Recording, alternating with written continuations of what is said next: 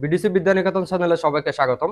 যে এখন আমরা করব নবম দশম শ্রেণীর, যে এখানে যে আমার গণিতের ত্রিকোণমিতির নবম অধ্যায়ের এখানে 9.1। তাহলে আমার এখানে যে প্রশ্নটা দেওয়া আছে, তাহলে আমার এখানে প্রশ্ন নাম্বার হচ্ছে 18। তাহলে আমার এখানে যে প্রশ্নটা দেওয়া আছে, এখন আমরা লিখলাম বামপক্ষ। লিখলাম যে এখানে বামপক্ষ। তাহলে কত আছে?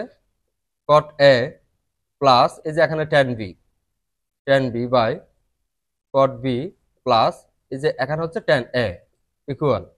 এখন কট এ প্লাস এই যে এখানে টেন বি এতটুকু দেওয়া আছে। এই যে এখানে এখানে কট বি দেওয়া আছে না, এই যে এখানে কট বি এর জায়গায় এখানে আমরা লিখবো হচ্ছে 1/10 বি। 1 বাই যে এখানে টেন বি প্লাস এই যে এখানে টেন টিটা দেওয়া আছে না, এই যে আমার এখানে এই যে এখানে টেন টিটার পরিবর্তে লিখবো হচ্ছে 1/cot এ। 1/cot এ ইকুয়াল।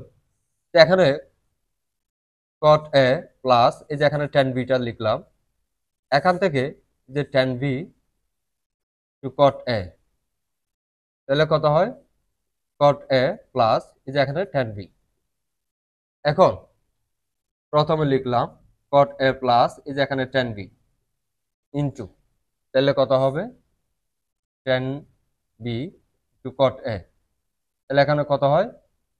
কট এ প্লাস এই যে এখানে টেন বি। এখন তাহলে এখন আর কত থাকে? এই যে আমরা এটা লিখলাম কট এ ইন্টু টেন বি।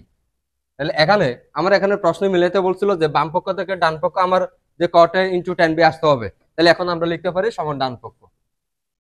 সমান ডান পক্ষ, সুতরাং যে বাম পক্ষ সমান ডান পক্ষ প্রমাণিত।